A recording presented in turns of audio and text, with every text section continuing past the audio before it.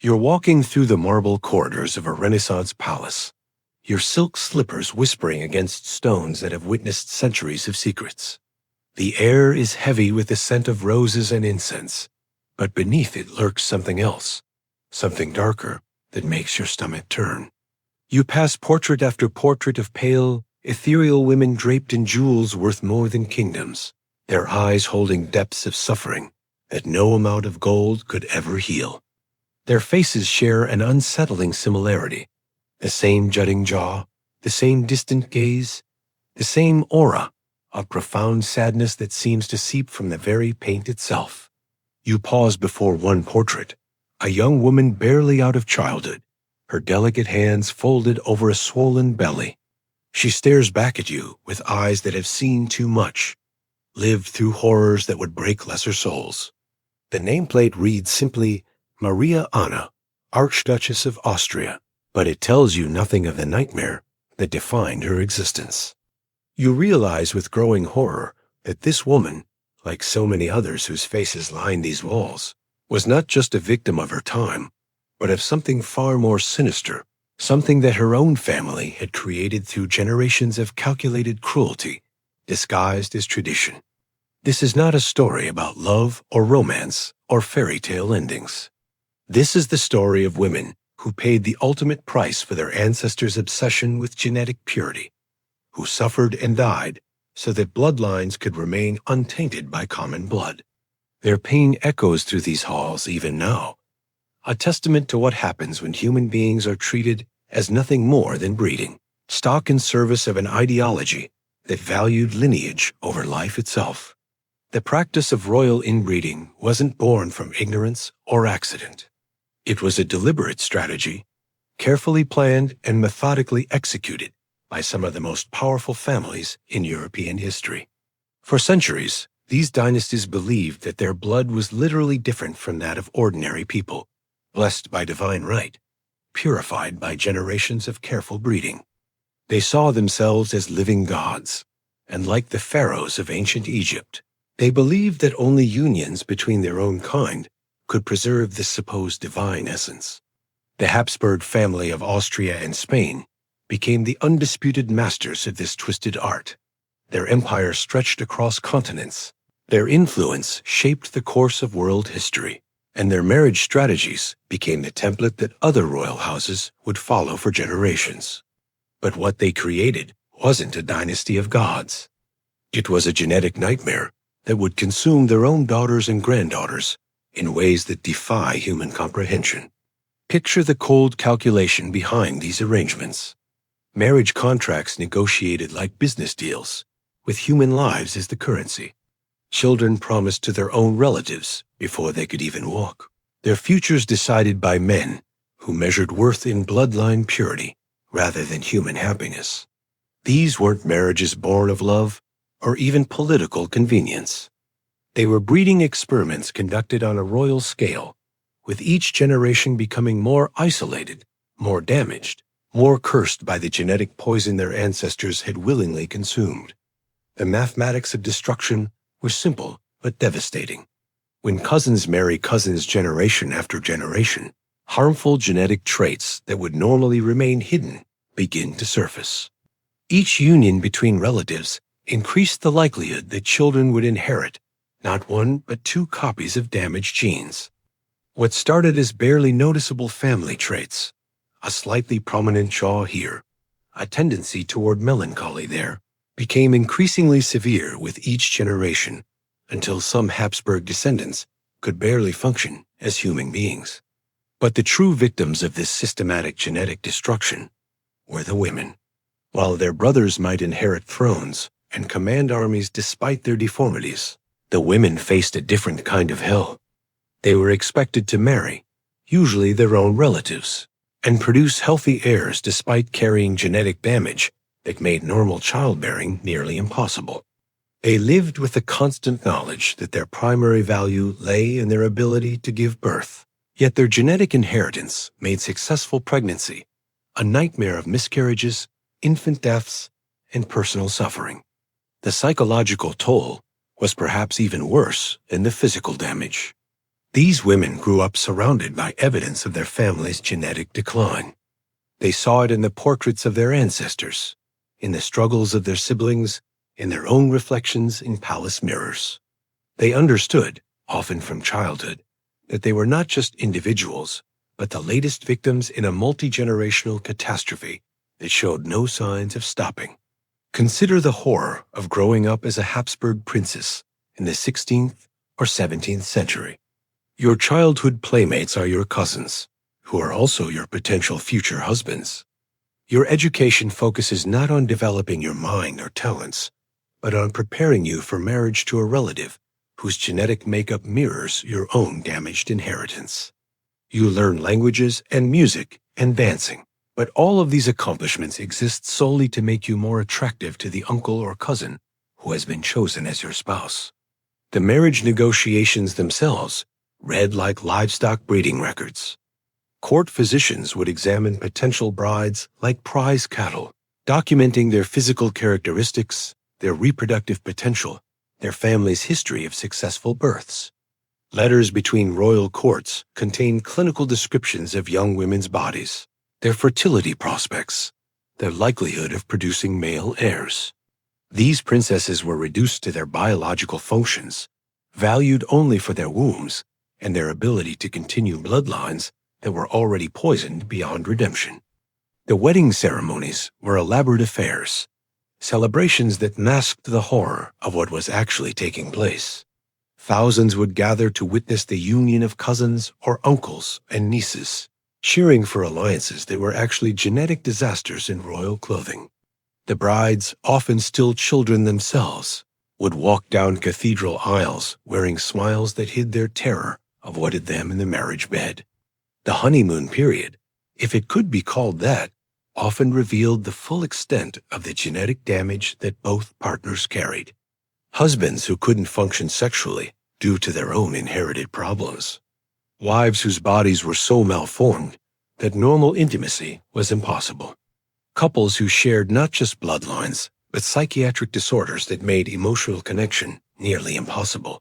These weren't marriages, but medical emergencies dressed up as royal ceremonies. The pressure to produce heirs created its own special kind of torture. Every month that passed without pregnancy was seen as failure. Every miscarriage was interpreted as divine displeasure or personal inadequacy.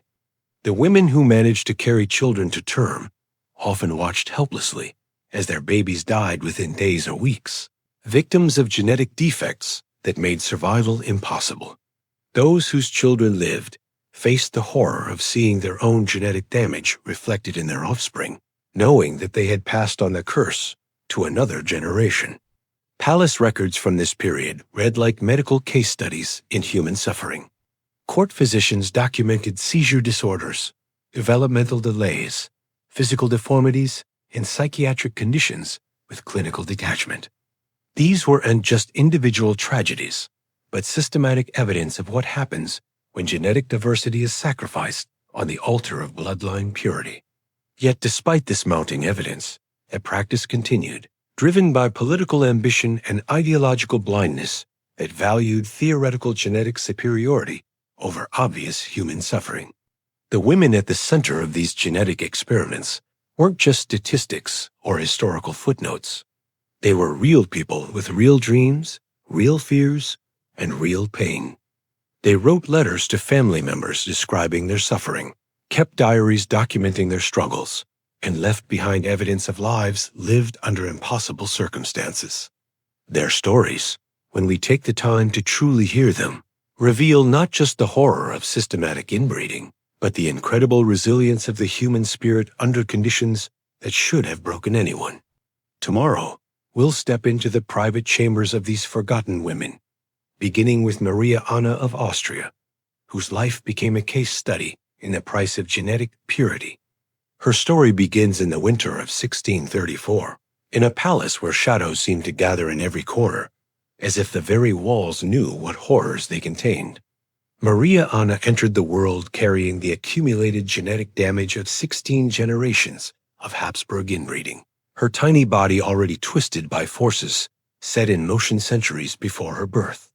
The midwives who attended her delivery exchanged worried glances as they cleaned the newborn princess, noting the telltale signs that marked her as another victim of her family's obsession with bloodline purity.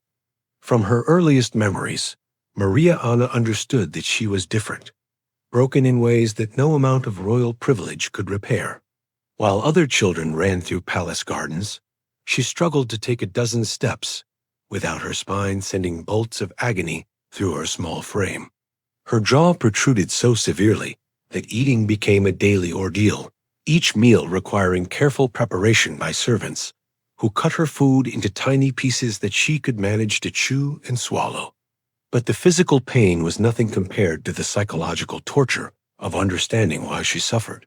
The palace was filled with portraits of her ancestors, and in each painted face, Maria Anna could see echoes of her own deformities. There was her great-grandmother with the same jutting jaw, her great-uncle with the same twisted spine, her cousin with the same hollow, haunted eyes that stared back at her from mirrors. She realized, with the terrible clarity that comes only through suffering, that she was not unique, but merely the latest victim in a centuries-long parade of genetic destruction. The court physicians who examined her regularly treated her not as a person, but as a fascinating medical specimen. They measured the curve of her spine with cold instruments, documented the protrusion of her jaw with clinical precision, tested the weakness in her limbs while discussing her condition in Latin phrases she wasn't supposed to understand. Their examinations were thorough, invasive, humiliating, reducing a young girl to a collection of symptoms and abnormalities that they cataloged like botanists studying a diseased plant. Maria Anna's education reflected the tragic reality of her situation. While her tutors taught her languages and music and poetry, everyone understood that these accomplishments served only one purpose: to make her more attractive to whatever male relative would eventually claim her as a bride. She learned to speak French and Italian, not for personal enrichment, but because these skills might help her communicate with a cousin husband from another branch of the Habsburg family tree. She studied music not for joy, but because a princess who could play the harpsichord might be more appealing to an uncle looking for a wife. The marriage negotiations began when she was still a child, palace bureaucrats exchanging letters about her reproductive potential while she played with dolls in her chambers. These communications, preserved in various European archives, read like livestock breeding records, with court physicians providing detailed assessments of her physical condition and likelihood of producing viable heirs. The correspondences are clinical, cold, utterly devoid of any recognition that they were discussing the future of a human being rather than the breeding prospects of a prize mare. Several potential matches were proposed and abandoned as her deformities became more pronounced with age. A cousin in Vienna was considered until his own genetic problems made the union seem too risky, even by Habsburg standards. An uncle in Naples expressed interest, but withdrew when court physicians reported that Maria Anna's spinal curvature was worsening. Each failed negotiation was another reminder that even in a world where cousin marriage was normal, her genetic damage was so severe that she represented a poor investment for ambitious relatives seeking to strengthen their bloodlines. The isolation that resulted from these failed marriage prospects became its own form of torture.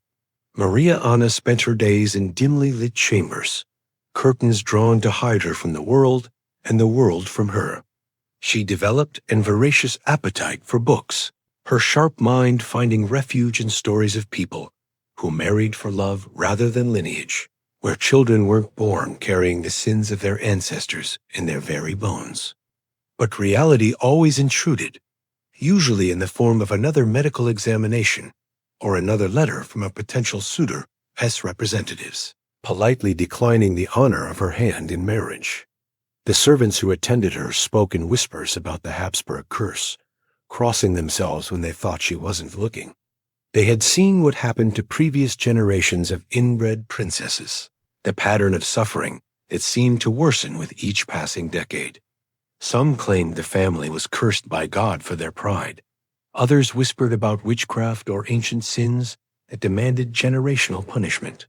But Maria Anna educated despite her suffering, understood the truth that her attendants could not grasp.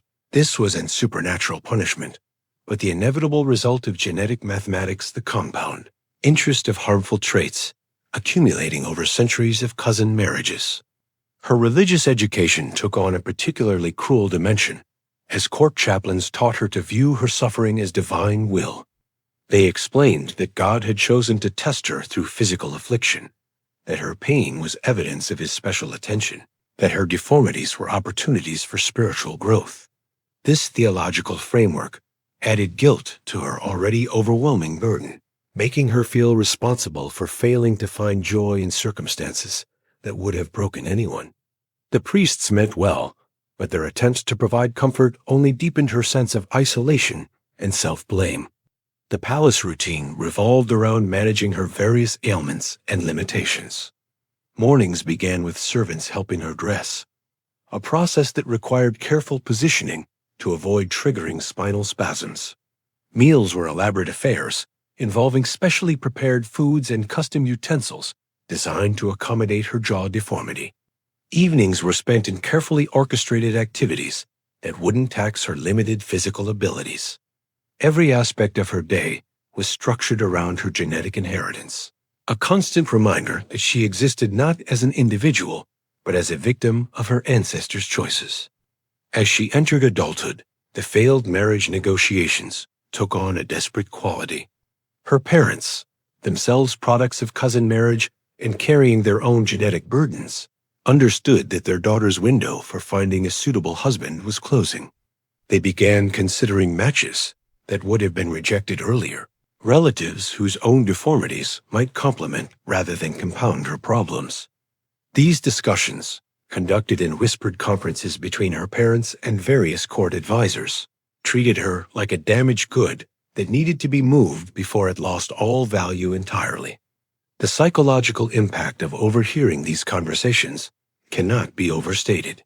Maria Anna learned to recognize the particular tone her parents used when discussing her marriage prospects, the mixture of hope and desperation that colored their voices when potential suitors were mentioned.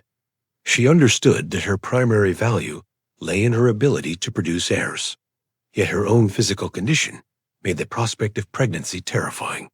She had watched her cousins and aunts suffer through miscarriages and infant deaths, understanding that her genetic inheritance made healthy childbearing nearly impossible. Her final years were marked by increasing physical deterioration and deepening psychological despair. The spinal curvature worsened, making breathing difficult and movement painful. Her jaw problems became more severe, limiting her diet to liquids and soft foods that required less chewing. Most cruelly, her mind remained sharp throughout her decline, allowing her to understand exactly what was happening to her body and why. She died at 32, her body finally surrendering to the accumulated weight of genetic damage that had defined every day of her existence. The official records of her death list various immediate causes, fever and respiratory failure, but they never acknowledged the real killer, centuries of systematic inbreeding that had poisoned her bloodline beyond redemption. Her funeral was attended by the same relatives whose ancestors had created the genetic nightmare that destroyed her life, their mourning genuine but tragically misplaced. They grieved for a lost princess without understanding that they were actually mourning the victim of their own family ideology, a young woman who had paid with her life for their obsession with keeping bloodlines pure.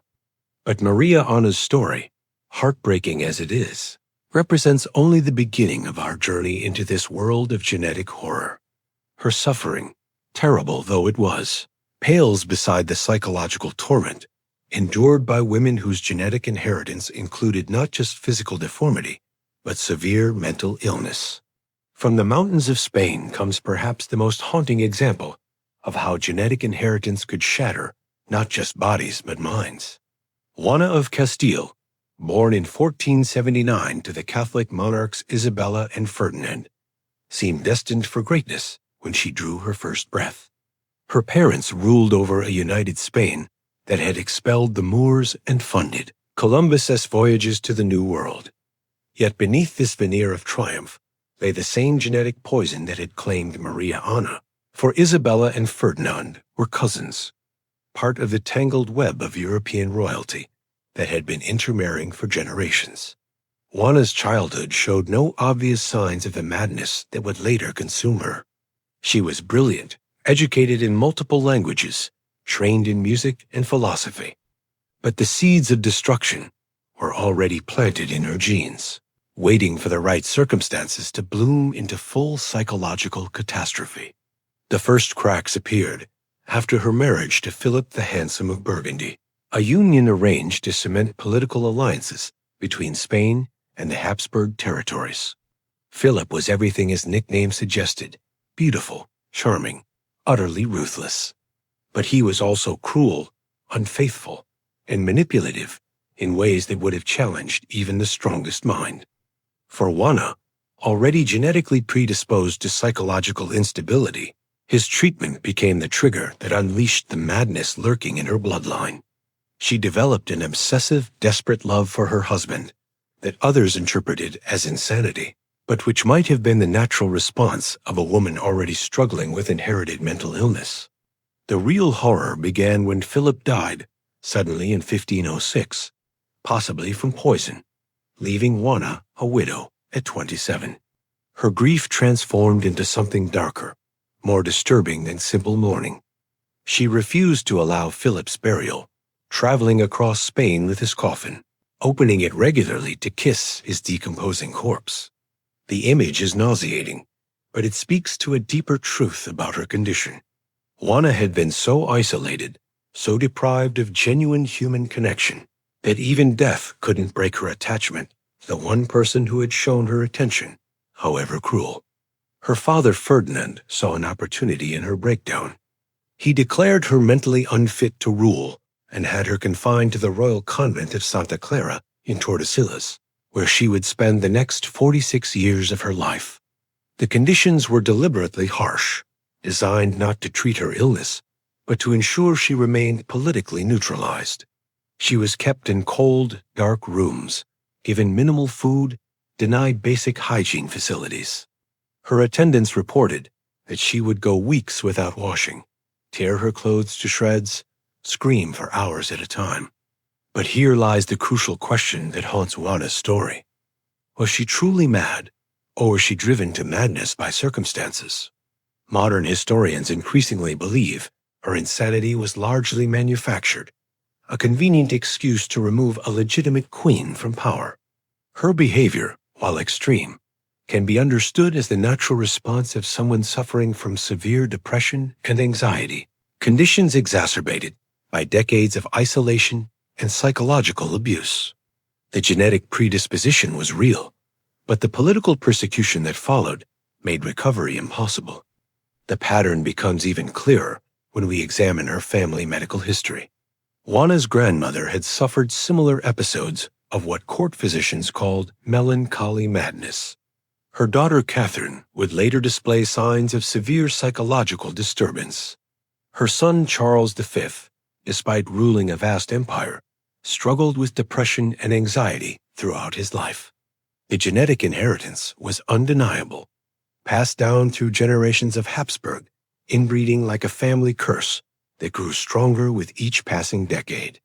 Juana died in 1555, still imprisoned, still officially mad, her death barely noted by the world that had forgotten her decades earlier.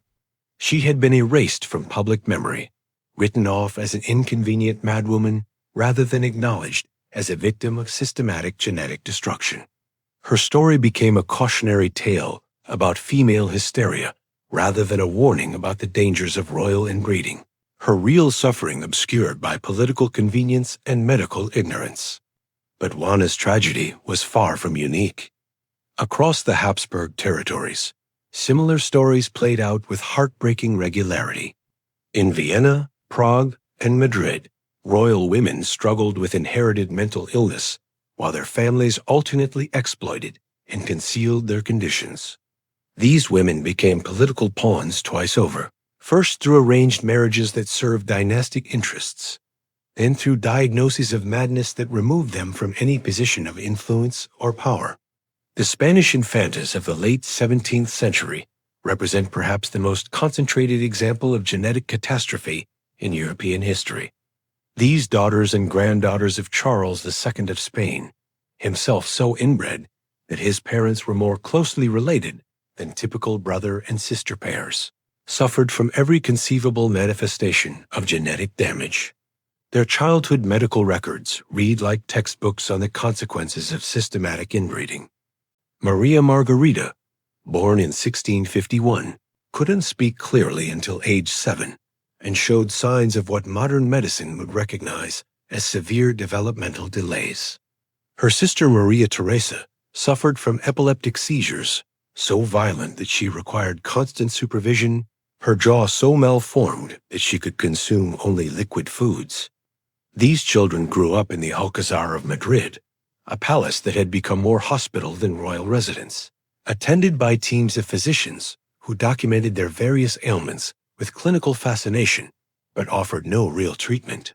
Yet even in their obvious unfitness for marriage and childbearing, these women were still considered valuable breeding stock.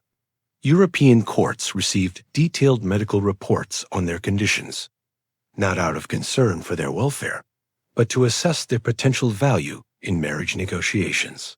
The reports are chilling in their matter-of-fact documentation of human suffering, describing seizure disorders and physical deformities with the same tone used to evaluate livestock.